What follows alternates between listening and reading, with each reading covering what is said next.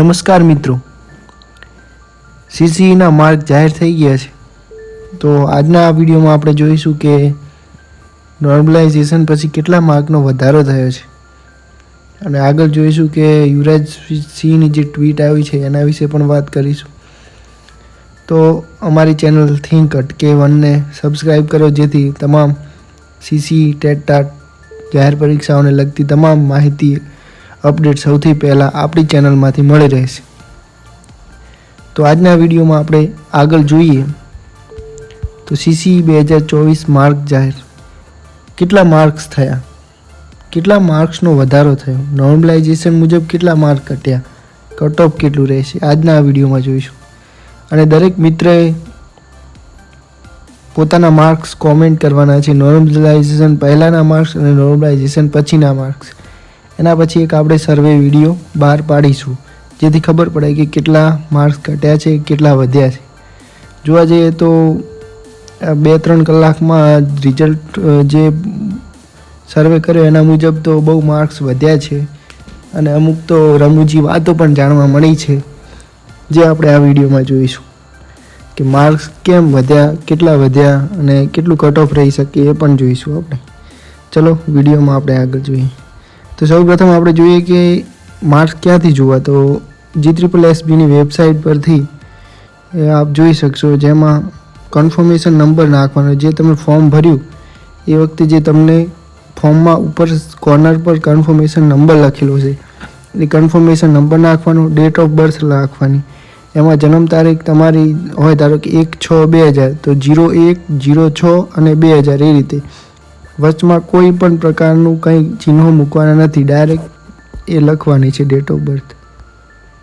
તો જોઈએ કે પછી તમારે કેપ્ચા નાખવાનો, પછી લોગિન કરશો એટલે તમારું સ્કોર કાર્ડ તમને મળી આવશે.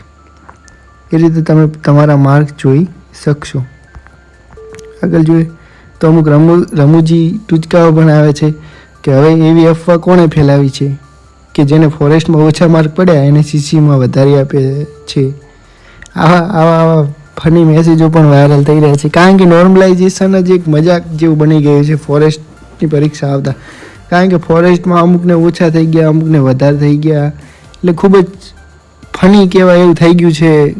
સીબીઆરટી અને નોર્મલાઇઝેશન બંને ઉમેદવારોને ખૂબ હેરાન કર્યા છે જોવા જઈએ તો, અને ખૂબ હેરાનગતિ પણ ઉમેદવારોમાં જોવા મળી છે અને ખૂબ જ ફની રીતે નોર્મલાઇઝેશનને લેવામાં આવી રહ્યું છે મિત્રો.